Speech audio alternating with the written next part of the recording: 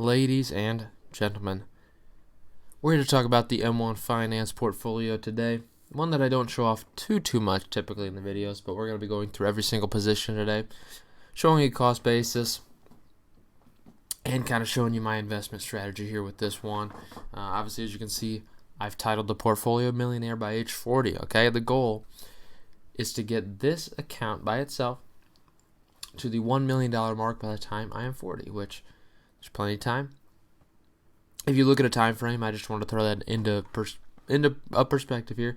If you look at the same time last year, in the October time frame, if we look at the 9th, this was a portfolio that was worth $5,400, and right now it's sitting at $14,700 nearly. So again, there's really some tremendous mobility in this portfolio because I fund it very heavily. Very heavily meaning I'm relatively aggressive. I'm consistent with it. I put in $100 every single week, regardless if the market's up or down. Every single week I'm putting in $100 in the portfolio because that's the goal I've set myself to. And with doing that, my plan should come into fruition, with dividend income and compounding, as well as just market gain. This should be at $1 million by the time I'm 40, okay? That's the goal, and we're going to make it happen, okay? So we'll go ahead and get right into it. What we're going to do is go into the smallest position first and then expand our way upward. So it's not too crazy. We'll start with some of the not as fun ones, as in the boring 1% of the portfolio here. You see Royal Bank of Canada. Very small portion of the portfolio right now, obviously, no doubt about it. But again, the position has gained pretty consistently over time, which is good to see. Overall total gain of $11.48 isn't crazy, but that includes only a market gain of $5.25 and earned dividends of $6.23. That being said, obviously, as we talk about dividends, that's a big focus of this portfolio because you can see all time I earned dividends since 2018, July 2018, $465. Again, I want to get to the point where this thing is a massive dividend earner for me. I love dividend income. We love it. This is not primarily focused on market gain, but there are some stocks I have in here specifically for market gain, but dividends are the focus of this portfolio. So you'll see a lot of decent dividend yielders here. So again, Royal Bank of Canada right now, 0.9% of the portfolio. You've got Public Storage, PSA, right at 1% of the portfolio. Overall, total gain of $22.56 or 45%. That includes dividends of $4.85 and $17.71. That's one thing I really like about this interface, is that it shows you the earned dividends for the companies as well. So it's a very, very good thing that I like about M1 Finance. We have Lowe's also at the 1% mark for this portfolio. Nothing too crazy for Lowe's. Obviously, total gain actually is pretty nice. $76.75. Again, that's a small position. So that is what I would call very, very nice gains, all things considered.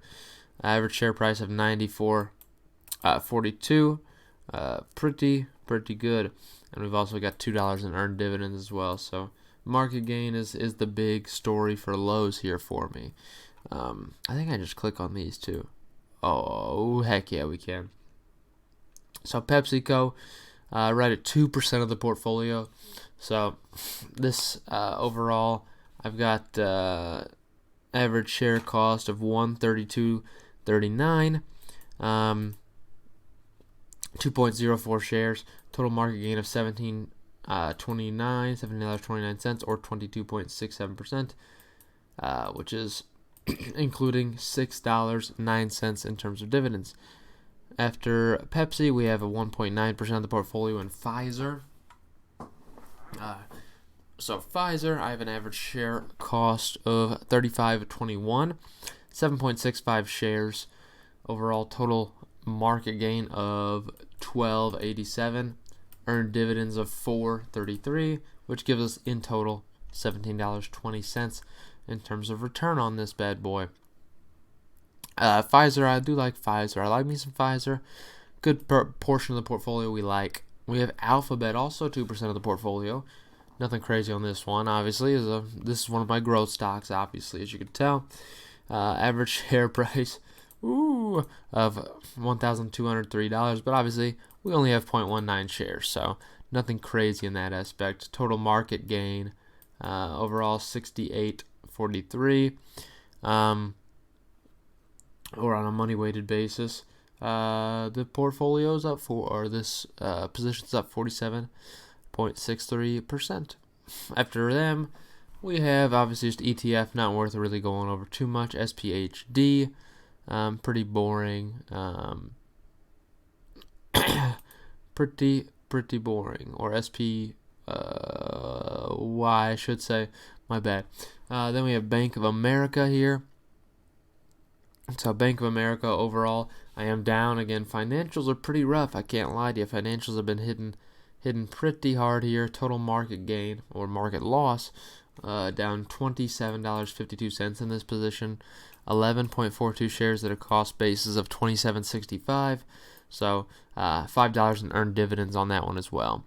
After that, we have ARI, as you saw in my Robinhood portfolio as well.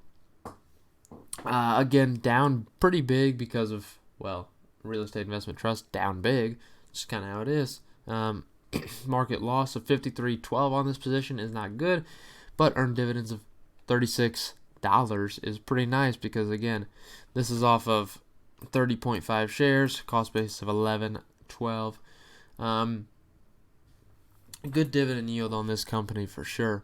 Good dividend yield. After them, we have Intel, also at 2% of the portfolio. Intel, I've got 5.46 shares, cost basis of 51.47, total market gain of $10.87, and $5.68 in earned dividends. Good stuff. Then we have Amazon. That's right, another growth company, another growth beast. Overall, pretty big on this position, I can't lie to you. Average share cost of $1,888. I only have 0.09 shares, though, again. Wild stuff, but total market gain of $121.47. So good gain on here. Wish I had more into it, but I don't, unfortunately. It's sad, I'm sorry. We have Apple Hospitality. We saw this on the Robinhood as well. Earned dividends has been stagnant, obviously, as they cut their dividend, but market loss at $35. So total overall negative net return on this one. Qualcomm taking up right around 2.5 or 2.3% of the portfolio, somewhere around there. Big stuff for Qualcomm. Obviously, numbers are messed up for me to an extent as far as the average share price, so I don't know what's going on with this one, but my average share price, $77.30, 2.6 shares, give me an overall market gain of $115, or and included dividends of $4.13. We have ABR, another one you saw in the Robinhood portfolio. About 2.5% of the portfolio as well. 28.86 shares. Average share price of $8.88. Market gain nice on this one, $86.51, and earned dividends good on this one as well, $28.92. It's gonna be good to see that number continue to rise as well. After that, we have Main Street Capital. Pretty nice to see actually a positive market gain on this one, but I'm curious on this one. Again, I think this is another one where my share price it got a little bit janky. M1 Finance has some glitches, there's no doubt about it, but overall, average share price of $10.55. I don't think that's accurate, but 11.5 shares. Total market gain of $47.10 and earned dividends of $23.45 is nice. After Main Street Capital, we've got here we have SPHD. Just an ETF, nothing crazy.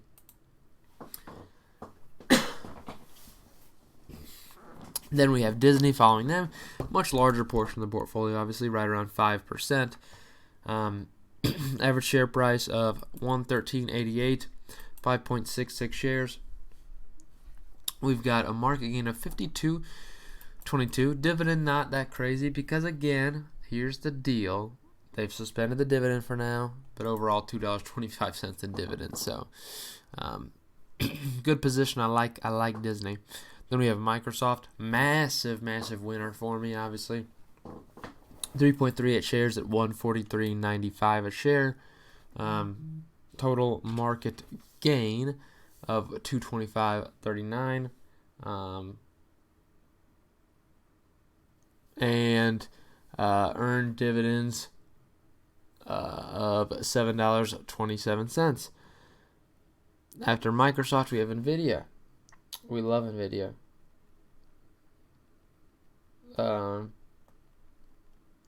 So, obviously, NVIDIA, beast, absolute beast, as you can see by this return on this one.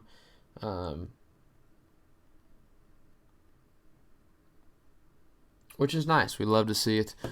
Overall, 1.31 shares, average share price of $234.20, market gain of $418.59, or and dividends of 88 cents. Then we have one of the biggest portions, obviously, of the portfolio is Facebook.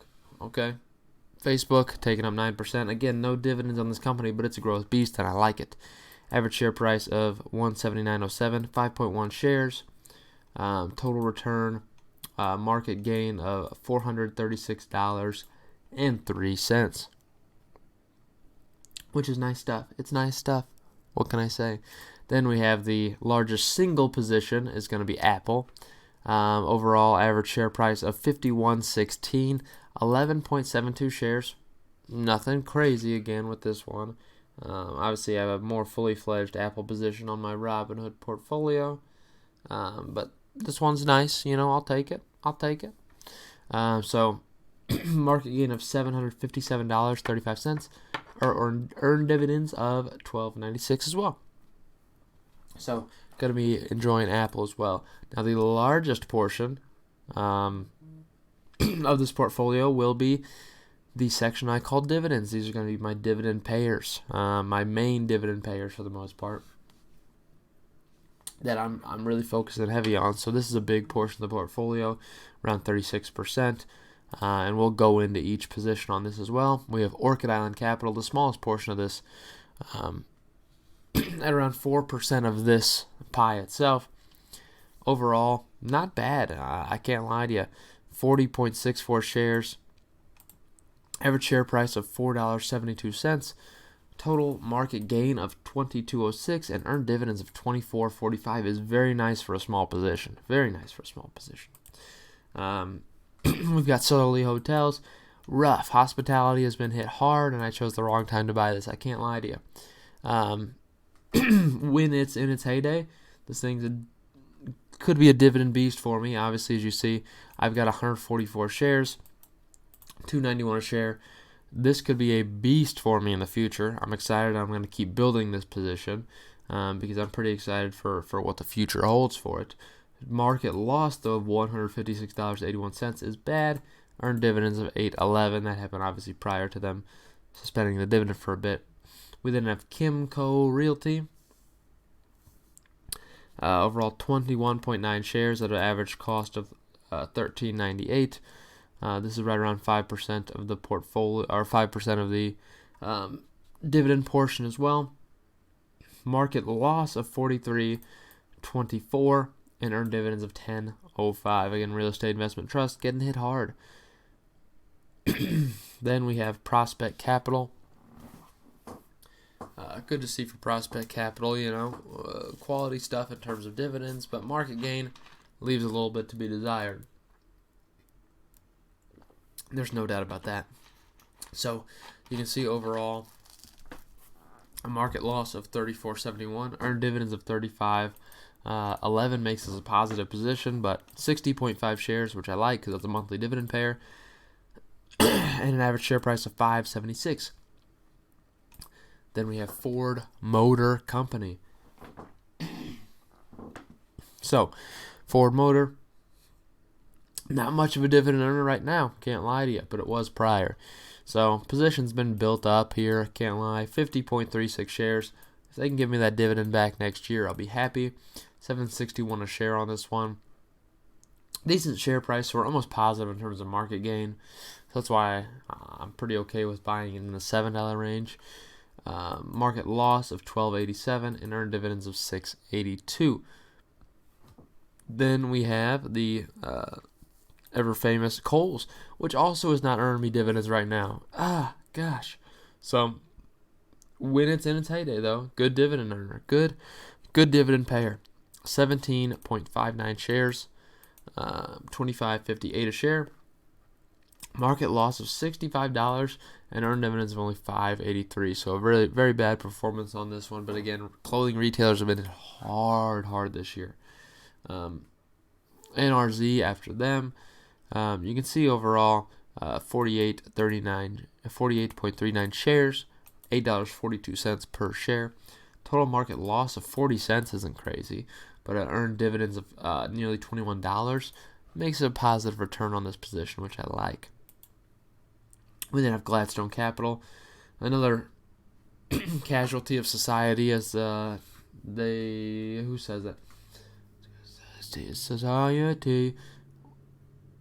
Why can't I think of who sings that song? Oh gosh, it's so frustrating. That's pop punk. 54.6 shares, $8.16 per share. Market loss of $28.42. Earned dividends of $33.52. I love that. Then we have AT&T. Ugly position right now for me. 14.75 shares, $32.09 per share. Market loss of $51.30. Earned dividends of $23.99. Then we've got Welltower. Oh yeah, we're almost done here. Don't worry, boys. Welltower, 7.4 shares, $63 per share. Market loss of $45.75. Earned dividends of $14.67, so a negative position as well. Brookfield Renewable Partners, good position here. 8.57 shares, $39.18 per share. Market gain of $103.74 is good, and earned dividends of $16.29 is also good. We've got Realty Income. Love this position, you know I do. Overall, 7.46 shares, nothing crazy. $62.27 per share. Market gain of $10.26 and earned dividends of $14.42. Good position. We love Realty Income. Then the second largest dividend position I have is going to be Omega Healthcare Investors. Love this one. 15.02 shares. Average share cost of $32.58 means a market loss of $15.08, but earned dividends of $26.54 makes it nice for us. Then we finally have the largest one is Iron Mountain, 17.3 shares, $29.57 per share. Market loss of $34.89, but it earned dividends of $25.05. Brings us closer to neutral, but we're still down on it. So again, if you look overall, this dividend portion has earned me $270 worth of these dividends all time, whereas the total portfolio is only made $465. So again, this is only 36.5% of the portfolio, but it earns over 60% of the dividends. So that's my main focus on this. Hope you enjoyed this one, and let me know if you need to see anything else. If you wanted to join M1, use my referral code. I have it in the description. Love it. $10 for each of us. Boom.